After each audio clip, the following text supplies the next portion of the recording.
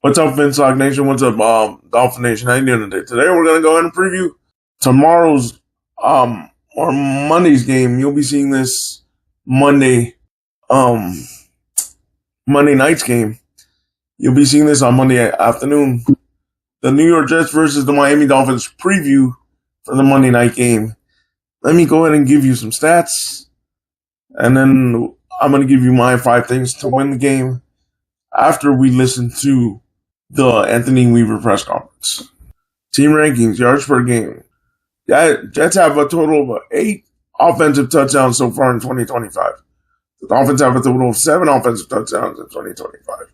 But nothing I saw gives me complete 1 to 32 rank for offense that clearly lists the Dolphins and Jets in context.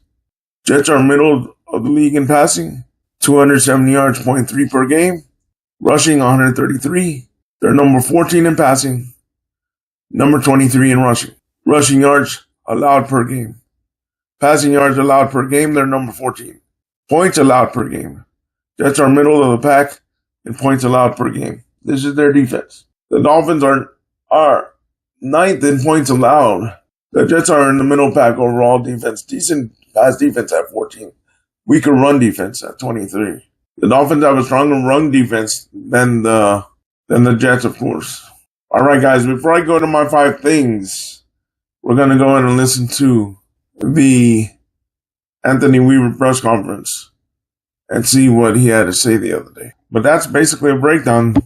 Both teams, the Dolphins are stronger in terms of running defense, but their scoring offense is terrible. So, kind of an unorthodox question, but with where we are, obviously, giving up 32 points a game. Was there any point this offseason where you told Chris and Mike, I just don't think we have enough talent, whether it's defensive line, whether it's corner, or is your feeling that if they don't ask me, I don't express concerns? You'll never hear me say that I don't think we have enough talent. Or need more. I mean, was there a time you find me a coach that doesn't think they need more talent. Okay, and that is not a diss on the guys that we have. We have everything we need to go out there and play better defense. It's our responsibility and ultimately my responsibility to get that done. So, but shoot, you're going to ask anybody if they want a Myles Garrett or whoever. Like, of course, come on. We have all the guys we need. But that question is kind of is Lawrence Taylor coming back? Yeah, I'll take him. Come on, let's go. You know what I'm saying? My whole point is, was there ever a time, and I don't want to put you in a tough spot by asking this, you don't have to answer me a lot. Was there ever a time after free agency, March, April, May, June, where you said to Chris, I think we need more? My job, ultimately, is to cook the dinner with whatever ingredients are bought. Do you think you found something in the second half against Buffalo? You had 3. Yeah. I mean, you had problems, obviously, Indianapolis, New England at the start. Did something change, or was it just the same problems, but Buffalo didn't take care of? Yeah, I do. I think our defense, while it'd be very easy to sit here and say, we should pick up right where we left off from a year ago. It's an entirely new defense, right? You have an entirely new group of safeties, right? Our 3 starting corners right now got here during training camp. Bradley Chubb did not play a year ago. Jalen Phillips played 3 games. We have 2 new starting rookies on defensive line, along with Sealer and Jordan Brooks and T-Dot. So we're definitely going through some growing pains. On the short week, right, here's what I'll say. They came out early, and I didn't think we were playing physical enough. I thought they punched us in the face early. Our response to that wasn't what I would think would put us in position to respond accordingly. We reacted. There was some chaos on the sideline. And when that happens, you're just not going to play good connected defense. You start worrying about the previous play instead of the play that's in front of you. We addressed it. We faced it head on. And in the midst of the storm, we righted the ship, right? Whatever happens, happens. We started the ball rolling. We didn't have the best response to adversity right after the punt situation, and we give up a touchdown. But through that, I know that they understood the point. Going into that game, I said it was all about trust. Trusting one another, trusting the coaches that you know your job and you go out and execute at a high level. Got punched in the face early, and that trust flew out the window. We got it back in the second half, right? Even we gave a touchdown early in the second half, right? Guy scrambled on along with something like that. But the response was much different. They came back, we talked, we worked through our issues, and we were able to go out there and get a stop. That's what needs to continue to happen. But I'm not going to know about those things as a coach with this particular group until they happen, right? And on a short week, we learned a lesson. So hopefully those lessons carry over this week and they understand like what it takes to play connected team defense. And to build on that, whether it's takeaways, stopping the run, like I'm old school. I may sit up here, I'm a nice guy, I smile, I do all those things, but all of our problems that we need to solve can be solved through violence. Yeah, they want to legislate it out of the game, but we play defensive football. And in defensive football, at some point, you draw a line in the sand and you say, I'm going to set the edge. I'm going to stick my helmet under this guy's chin, and I'm going to set the edge. I'm going to violently take the ball away. And that's what we need to do. With a steely-eyed focus, with resolve, with resiliency, and we're going to stop people. And I'm determined, we're all determined for that to happen. Anthony, what is your approach? You talked about the eye of the storm when things are going the way they were the other day. What is your approach as a coach to getting everybody together and getting that turned around? Yeah, that's easy. I try very hard to stay calm in the chaos. I'm not a guy that's going to run around screaming, yelling, all those things, because I think that players are a reflection of their coach. So when they weren't a reflection of me, obviously I started to get upset. I talked to them very calmly and just pointed out to them. And usually when you point it out, they see it, right? Because they feel it. And particularly when it's happened with some of our older guys, again, who haven't played a lot of football together, that then influences the younger players. And then they start to panic and not play with technique and fundamentals and all those things. But as soon as it happens, as a coach, if you have a level of awareness, you can point it out to them and you can fix it in real time. And you don't have to waste the game. And I felt like that's what we did. And moving forward, that's the expectation. You can't go out there and just start yelling and screaming at each other during the course of a drive. How can you be successful with that?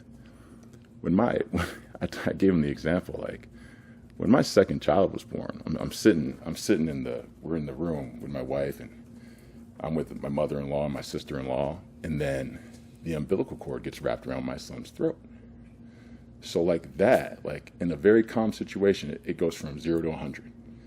And the doctors come rushing in, and it is panic. They're flipping my wife over, and my mother-in-law, my sister-in-law in that moment, they're just, I see it on their faces, like they are just distraught.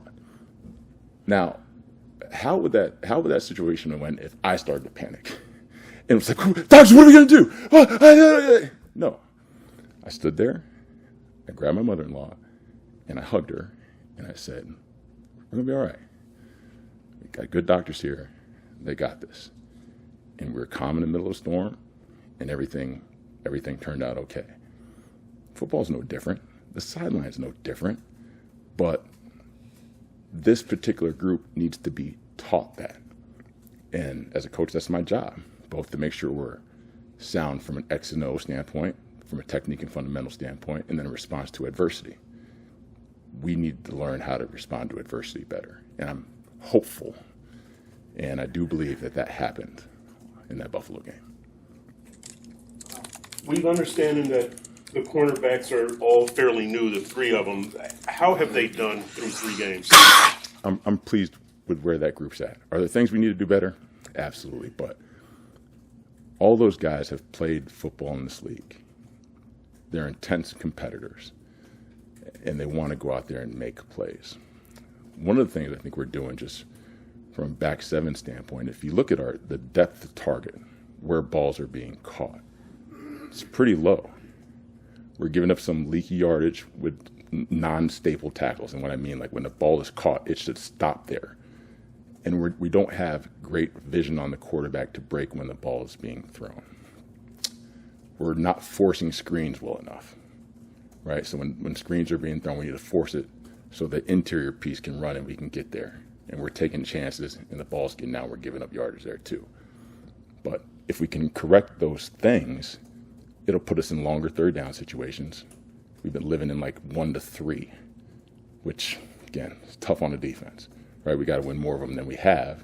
But when we're 4+, we're pretty good. But if you're living 3rd and 1, 3rd and 2, you're not going to have great third down numbers. So if we can fix that part of it, we'll be better. But in terms of your question, like, I'm pleased with those guys and the trajectory and where we're going. I hear you calling for more physical play. I Yeah. hear you even using the word violence. Yeah. Why do you think that's not happening to your satisfaction? Just watch the first few drives of the game. Right? Buffalo decided they're going to run outside zone. They're going to toss the ball. And they did. And they were gaining 5-6 yards, and we were misfitting and all these things. So that's not a them thing. That's an us thing. That's something we can control. But at some point, we got to do it. We got to do it. What about run fits? Are they where you need them to be in order to be? Yeah, I get run fits. Like, we all know run fits. We know where guys are supposed to be and all those things. I get it. But at some point, again, it comes down to changing the math through violence. Our whole point of defense is we want the offense to feel like we're playing with 12 and 13. But you can't do that if you're just like, yeah, I did my job. No, I need you to do more than your job. I need you to whip that guy's ass in front of you and then fall off and make a play. Ultimately, the ball's the issue. And like fit to me is almost like a 4-letter word. It's like, yeah, we know where everybody's supposed to be, and we all know that. But at some point, it's football, right? Yeah. It's football, man. So defensively, they know what my expectation is. And they all have that mindset. They all want that. But now we got to put it on tape. But earlier in the process, I guess, coming out of the Colts game, the storyline or the theme was, okay, everybody do their assignment. Yeah. But now you're saying, okay. No, you still got to do your assignment violently. Yeah. You still got to do your assignment. I'm not asking anybody to come out of structure, right? Excuses change nothing. Execution solves everything. But you can do those same things with violence. What are you seeing from Zach so far this season? He hasn't had the kind of impact he's had the last couple of years. We're 3 games in. I love Zach Sealer and everything he's going to do for us. The numbers will come inevitably. His numbers will come as it's like all of theirs will, like through team defense, right? And he's the ultimate team guy. I said early on I thought he was trying to do too much, right? Just in terms of helping everybody around him. Last game I felt like we did a better job of taking some of that off his plate. It's the quarterback that really probably took away some of the stats that he could have had, right?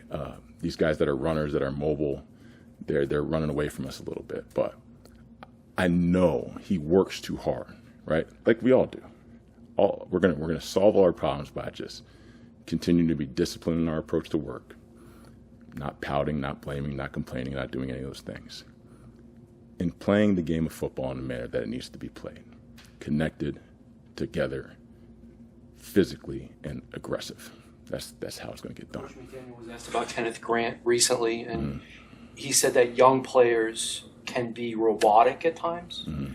How does that relate to what Kenneth needs to do moving forward? Yeah, I think I agree with that. Both him and Jordan, they are pleasers, right? So the last thing you ever want to do as a coach is coach the instincts out of players, right, and make them robotic. And there's a little bit of that going on. The thing I always tell those guys, like, we've done the training, and it's no different than being a golfer. Like, if you go out there and golfing and you have all these million different swing thoughts that you had on the range, then you're not going to play very well. You've done the training, right? You're going to go out there and have those repeated actions because they're habitual now. But when the ball is snapped, like, now it's time to just go play. Play football, the game you've played your whole life, and the ball is the issue. So I know what my job is supposed to be, and then I got to get off and make a play, and everybody needs to do that. This defense hasn't yet forced a turnover. What can you emphasize to change that? Oh, I don't know how many times I got to say violence. Okay. Right. If you want to take anything away from somebody, particularly in the game of football, you have to do it with aggression. All right, guys. He wants the team to play more aggressive. They asked him about how does he feel about the team and the talent on this team. He's like, I'm just a cook. I didn't order the meal. I didn't design the meal. But he wants the team to play with more aggression. He understands that they're young, but they need to play.